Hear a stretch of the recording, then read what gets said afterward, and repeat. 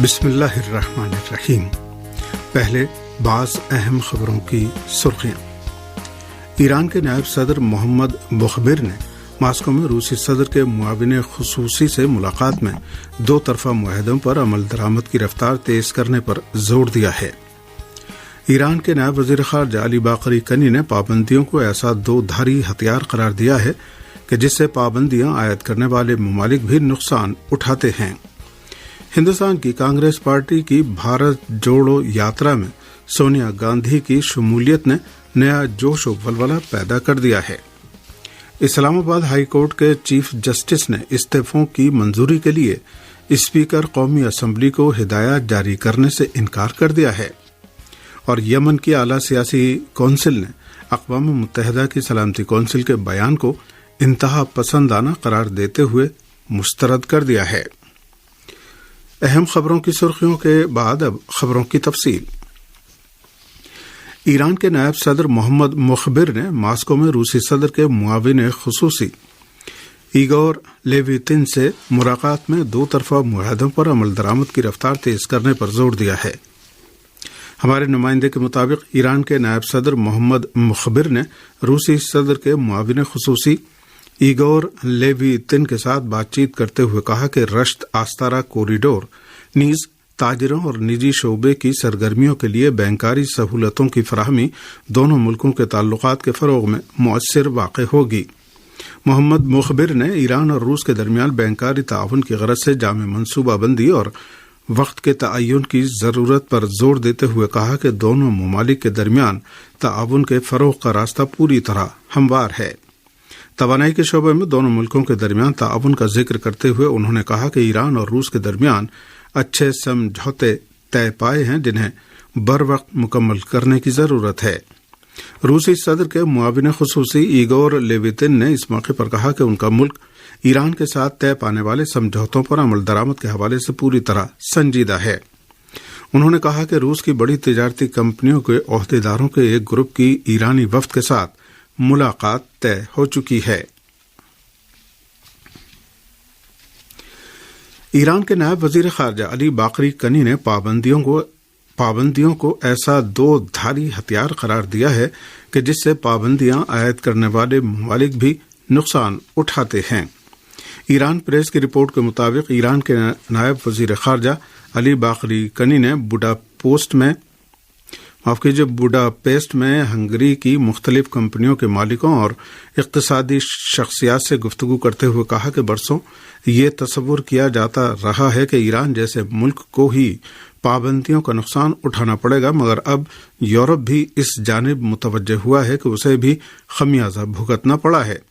اگر یورپ نے اپنی پالیسیوں پر نظر ثانی نہیں کی تو اسے نہ صرف پابندیوں کے نفاذ کی قیمت برداشت کرنی پڑے گی بلکہ بڑھتی ہوئی افراط زر اور ایندھن کی سیکورٹی کو لاحق خطرے کا بھی سامنا کرنا پڑے گا۔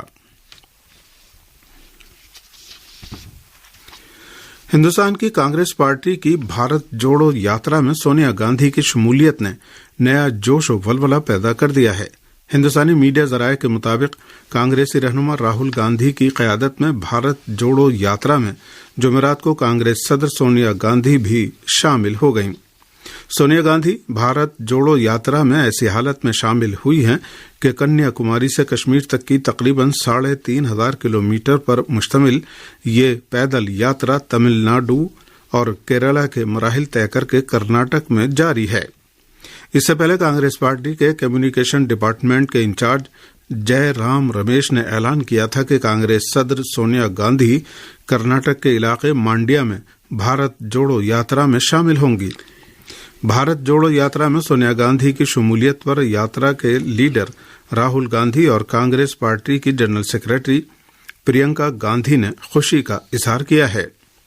انہوں نے کہا کہ سونیا گاندھی کی شمولیت سے یاترا میں نیا جوش و ولولہ پیدا ہو گیا ہے۔ واضح ہے کہ کانگریس پارٹی نے بھارت جوڑو یاترا کا مقصد ملک سے نفرت کا ماحول ختم کر کے بھائی چارے اور قومی یکجہتی کا استحکام بتایا ہے۔ کنیا کماری سے کشمیر کے صدر مقام سری نگر تک کی 3,500 کلومیٹر کی مسافت بھارت جوڑو یاترا میں 5 مہینے میں طے کی جائے گی۔ اسلام آباد ہائی کورٹ کے چیف جسٹس نے استعفوں کی منظوری کے لیے اسپیکر قومی اسمبلی کو ہدایت جاری کرنے سے انکار کر دیا ہے۔ پاکستانی میڈیا رپورٹوں کے مطابق اسلام آباد ہائی کورٹ کے چیف جسٹس اطہر من اللہ نے پی ٹی آئی کے 10 مستعفی اراکین قومی اسمبلی کی اپیل پر سماعت میں ریمارکس دیے ہیں کہ عدالت اسپیکر قومی اسمبلی کے لیے ہدایت جاری نہیں کر سکتی۔ اپیل کنندگان نے عدالت سے استدعا کی تھی کہ اسپیکر قومی اسمبلی کو ہدایت جاری کی جائے کہ وہ استعفوں سے متعلق اپنی ذمہ داری پوری کریں۔ چیف جسٹس اسلام آباد ہائی کورٹ نے یہ درخواست مسترد کرتے ہوئے کہا کہ سیاسی تنازعات دور کرنے کی جگہ پارلیمنٹ ہے، عدالت نہیں۔ جسٹس اطہر من اللہ نے اسی کے ساتھ ریمارکس دیے ہیں کہ اسمبلی کارکن رہ کر اسمبلی سے باہر رہنا پارلیمنٹ کی توہین ہے۔ انہوں نے کہا کہ جن اراکین اسمبلی کے استعفے منظور نہیں ہوئے ہیں ان کا فرض ہے کہ وہ پارلیمنٹ میں موجود رہیں اور عوام کی نمائندگی کریں۔ انہوں نے پی ٹی آئی کے 10 مستعفی اراکین قومی اسمبلی کو 5 دن کا وقت دیا ہے کہ عدالت کو مطمئن کریں کہ وہ اسمبلی میں واپس جانا چاہتے ہیں یا نہیں۔ انہوں نے اسی کے ساتھ سماعت ملتوی کر دی۔ یہ خبریں آپ کی خدمت میں ریڈیو تہران سے پیش کی جا رہی ہیں۔ ایشیائی ترقیاتی بینک نے سیلاب زدگان کی مدد کے لیے پاکستان کو $2.5 ارب کی امداد دینے کا اعلان کیا ہے۔ ایشیائی ترقیاتی بینک ADB کے ڈائریکٹر یونگ زی نے جمعرات کو اسلام آباد میں پاکستان کے وزیر خزانہ اسحاق ڈار سے ملاقات کی۔ اس ملاقات میں پاکستان کے سیلاب زدہ علاقوں کی صورتحال کا جائزہ لیا گیا اور پاکستان کے ساتھ بینک کے مالی تعاون پر تبادلہ خیال کیا گیا۔ رپورٹ کے مطابق پاکستان کے وزیر خزانہ اسحاق ڈار نے ایشیائی ترقیاتی بینک کے ڈائریکٹر کو بتایا کہ ان کے ملک کو اس وقت بڑے معاشی مسائل کا سامنا ہے۔ انہوں نے حالیہ سیلاب سے ہونے والے نقصانات کی تفصیلات بھی بتائیں۔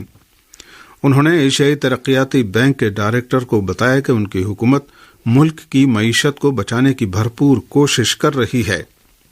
پاکستان کے وفاقی وزیر خزانہ اسحاق ڈار نے سیلاب زدگان کے لیے ایشیائی ترقیاتی بینک کی امداد کا شکریہ بھی ادا کیا۔ روس سے کیمیاوی کھاد لے کر تیسری ٹرانزٹ ٹرین جنوبی ایران کے صوبے ہرمزگان کے صدر مقام بندر عباس پہنچ گئی ہے۔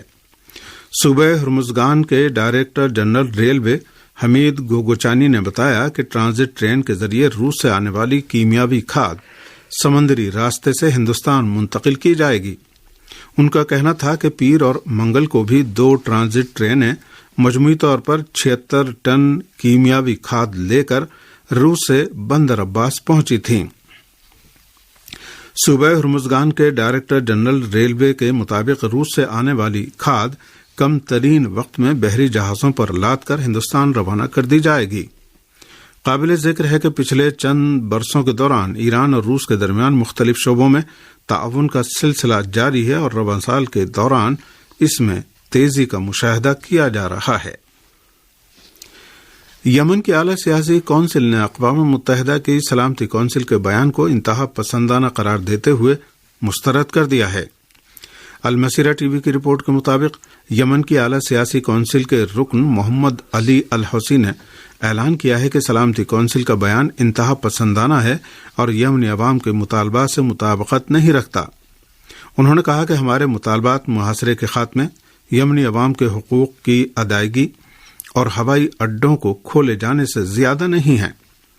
واضح رہے کہ اقوام متحدہ کی سلامتی کونسل نے یمن کے عوام کے مسائل اور ان کے مطالبات پر کوئی توجہ دیے بغیر یمن کی قومی حکومت سے تعمیری مذاکرات میں شرکت کا مطالبہ کیا ہے۔ اس سے پہلے یمن کی اعلیٰ سیاسی کونسل کے سربراہ مہدی المشات نے کہا تھا کہ سعودی اتحاد میں شامل جارحے ممالک 7 برس کے دوران یمن کو وحشیانہ جارحیت کا نشانہ بنا کر اور ہزاروں یمنی عوام کو خاک و خون میں غلطاں کر کے نہ صرف یہ کہ اپنے کسی بھی مقصد میں کامیاب نہیں ہوئے ہیں بلکہ یمن کی مسلح افواج کی بڑھتی ہوئی دفاعی توانائی اور جوابی میزائل حملوں کے بعد جنگ بندی پر مجبور ہو گئے، لیکن انہوں نے جنگ بندی کے سمجھوتے پر کبھی بھی عمل نہیں کیا۔ شام میں روس کے امن مرکز نے اس ملک میں امریکہ سے وابستہ دہشت گردوں کی سرگرمیاں تیز ہونے کی خبر دی ہے۔ ایران پریس کی رپورٹ کے مطابق شام میں روس کے امن مرکز کے نائب سربراہ اولیگ ایگوروف نے اعلان کیا ہے کہ شام میں امریکی حمایت یافتہ دہشت گرد گروہوں نے اپنی سرگرمیاں تیز کر دی ہیں۔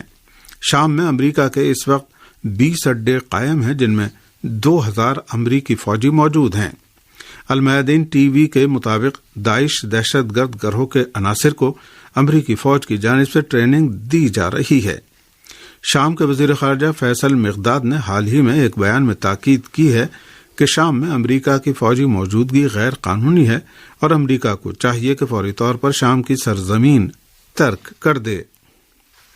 امریکی فوجی اور ان سے وابستہ دہشت گرد عناصر ایک عرصے سے شام میں غیر قانونی طریقے سے ڈیرا ڈالے ہوئے ہیں، جو نہ صرف شام کا تیل بلکہ اس ملک کے گندم کی بھی لوٹ مار میں سرگرم رہنے کے علاوہ شامی شہریوں کے خلاف جارحانہ اور دہشت گردانہ اقدامات بھی کرتے رہتے ہیں۔ جنوبی کوریا کا کہنا ہے کہ شمالی کوریا نے جمعرات کی صبح بیلسٹک میزائل کا ایک اور تجربہ کیا ہے۔ جنوبی کوریا کی فوج کے جاری کردہ بیان میں کہا گیا ہے کہ شمالی کوریا نے نیا تجربہ کرتے ہوئے ایک بیلسٹک میزائل بحیرہ جاپان کی سمت داغا ہے۔ جاپانی کوسٹ گارڈ نے بھی ایک بیان جاری کر کے شمالی کوریا کے میزائل تجربے کی تصدیق کی ہے۔ پچھلے 10 دن کے دوران شمالی کوریا کی جانب سے کیا جانے والا یہ 6واں میزائل تجربہ ہے۔ شمالی کوریا مغربی ملکوں کی عائد کردہ پابندیوں اور دباؤ کے باوجود اپنی دفاعی توانائیوں میں اضافے کی غرض سے میزائل تجربات انجام دے رہا ہے۔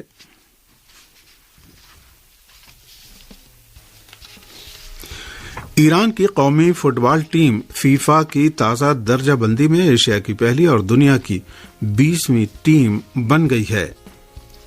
ہمارے نمائندے کے مطابق فیفا کی جانب سے جاری کی جانے والی تازہ درجہ بندی کے مطابق ایران کی قومی فٹ بال ٹیم ایک درجہ ترقی کر کے دنیا میں 20ویں نمبر پر آ گئی ہے، جبکہ ایشیا میں بدستور پہلے نمبر پر ہے۔ درجہ بندی کے مطابق جاپان کی ٹیم ایشیا میں دوسرے اور جنوبی کوریا تیسرے نمبر پر ہے۔